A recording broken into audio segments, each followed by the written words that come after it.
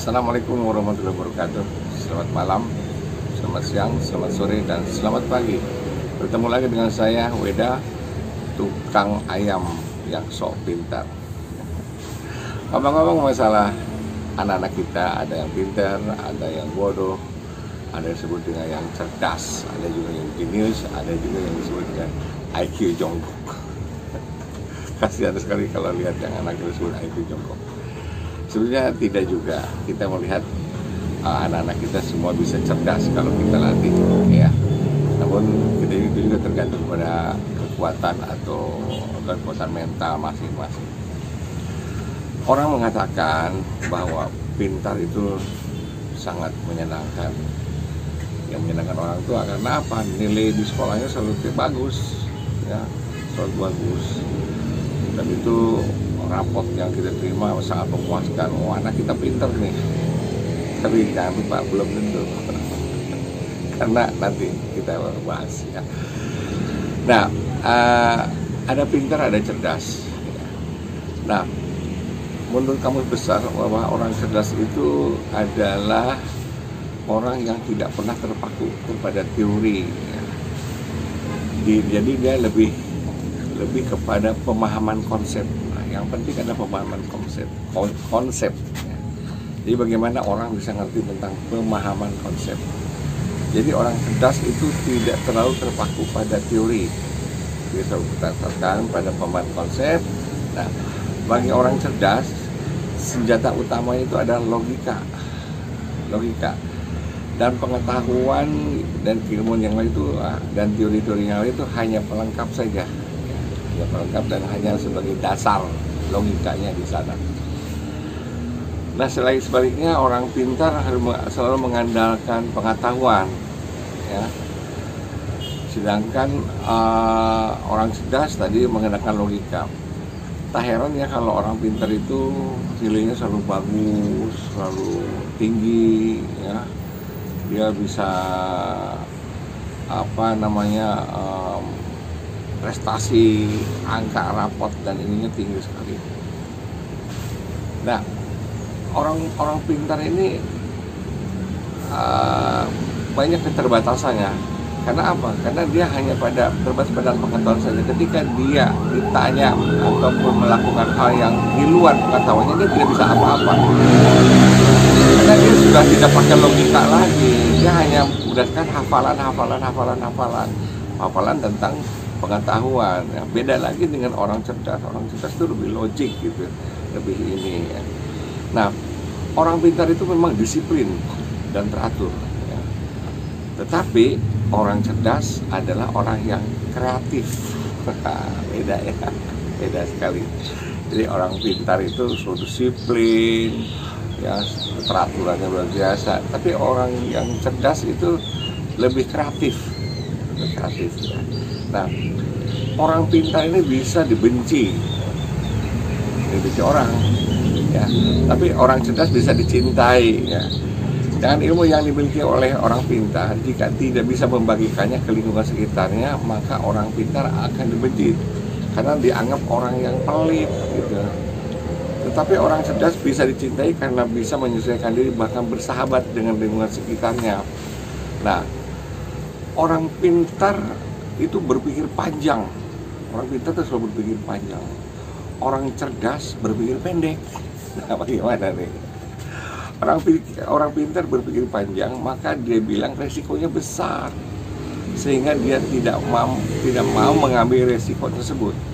Tapi orang yang cerdas berpikir pendek, maka dia bilang resikonya kecil, sehingga dia berusaha agar resiko tersebut memang kecil, gitu. Nah, itu bedanya orang cerdas. Nah, orang pintar selalu berpikir. Orang pintar selalu berpikir, tapi orang cerdas selalu berusaha. Nah, itu. Di saat gagal, orang pintar akan selalu berpikir bagaimana bangkit dari kegagalan. Sedangkan orang yang cerdas akan selalu berusaha untuk bangkit dari kegagalan. Nah, oleh karena itu, orang cerdas lebih cepat bangkit dari kegagalan, karena nyatanya berusaha lebih baik daripada hanya berpikir terus menerus, ya, dan menghabiskan waktu memikir terus. Tapi orang cerdas tuh dia bangkit ya. Dia serta-merta begitu gagal serta bangkit dan dia akan lakukan terus ya. Tidak berpikir kenapa ngelamun gitu. Jadi jangan hanya ingin jadi orang pintar atau cerdas saja, tapi jadilah orang pintar dan juga cerdas gitu. Nah, makanya di dalam kehidupan ini orang selalu mengatakan IQ, ada juga ESQ ya. Itu banyak lagi, tambah lagi yang tadi ada IQ itu, pada ini ada emotional quotient. Kalau IQ intelligent quotient, EQ adalah emotional quotient, ESQ emotional spiritual quotient. Itu lebih lengkap ya. Nah, bagaimana dengan orang idiot? Idiot ini kalau diukur dengan IQ itu 0 sampai 29 saja. Tingkat kecerdasan otak IQ yang paling rendah adalah idiot. Orang yang berada dalam tingkat ini tidak mampu berkomunikasi dengan baik. Dia bisa komunikasi dan hanya bisa mengeluarkan sedikit kata-kata saja. Bahkan mereka juga tidak mampu mengurus keperluan hidupnya sehari-hari. Menyedihkan kalau orang kayak begini. Ada juga yang disebut imbecile. Imbecile itu adalah IQ-nya 30 sampai 40 saja kalau diukur. Tingkatan ini mampu berkomunikasi dengan melakukan beberapa hal mudah dengan baik, meski masih harus tergantung kepada orang lain. Tingkat kecerdasan ini sama dengan anak-anak normal usia 3 hingga 7 tahun. Itu ya, imbecile. Ada lagi disebut moron atau mentality retarded, yaitu IQ 50 sampai 69. Tingkat ini masih bisa diajari oleh untuk menulis, membaca, dan hitung sederhana.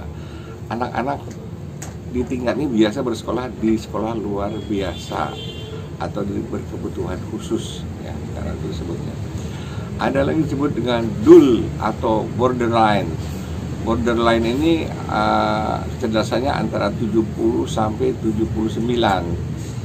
Tingkat ini sudah lebih baik dari sebelumnya, tapi masih di bawah kecerdasan normal, sehingga untuk mengembangkan kemampuannya butuh usaha yang ekstra ya.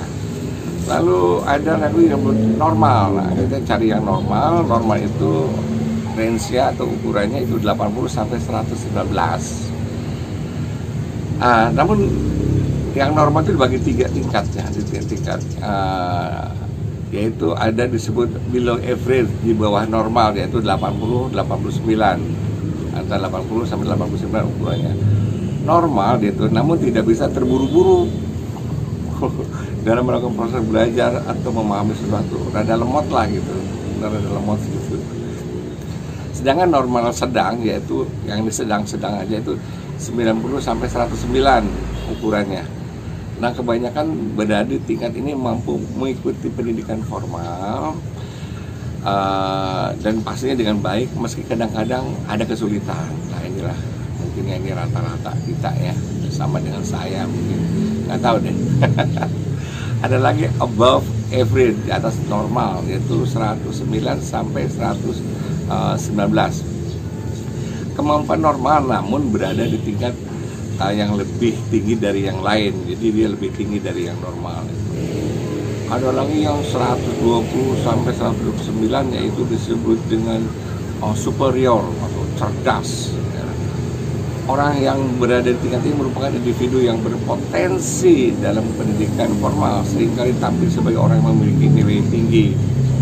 Ya, ini rapotnya bagus terus gitu ya. Ya mungkin disebut tadi pintar itu ya. Ada lagi sangat cerdas atau sangat pintar atau very superior, yaitu 130 sampai 139. Kemampuan yang dimiliki tingkat ini seperti membaca, menulis, dan memahami ilmu eksakta lebih baik dari sebelumnya ya. Orang yang berada di tingkat ini juga terlihat menonjol dari kesehatannya, kekuatan, dan ketekasannya gitu. Nah, yang paling tinggi adalah genius, itu 140 plus. Jadi IQ-nya itu 140 ke atas lah. Memiliki kemampuan yang luar biasa, bahkan hingga bisa memahami sesuatu dan menemukan hal-hal meski tidak mengikuti pendidikan formal. walaupun dia tidak pendidikan formal, tapi dia punya kemampuan yang lebih. Contohnya yang berada di tingkat tinggi adalah Albert Einstein. Ya, Albert Einstein ini juga disebut dengan genius. Maka meski terdapat tingkatan dalam IQ, bukan berarti hal ini menjadi patokan bagi kecerdasan seseorang seperti yang saya sebutkan. Karena pada kenyataannya pun kecerdasan dan kemampuan otak masih bisa dilatih dan berkembang. Jadi jangan takut kalau tadi kita melihat anak-anak kita, wah ini kurang gitu ya, kurang bagus nilainya, kita bisa latih terus gitu. Ya, terima kasih atas perhatiannya. Selamat belajar, selamat berusaha, ya, selamat juga untuk berbahagia tentunya. Assalamualaikum warahmatullahi wabarakatuh. Salam bahagia.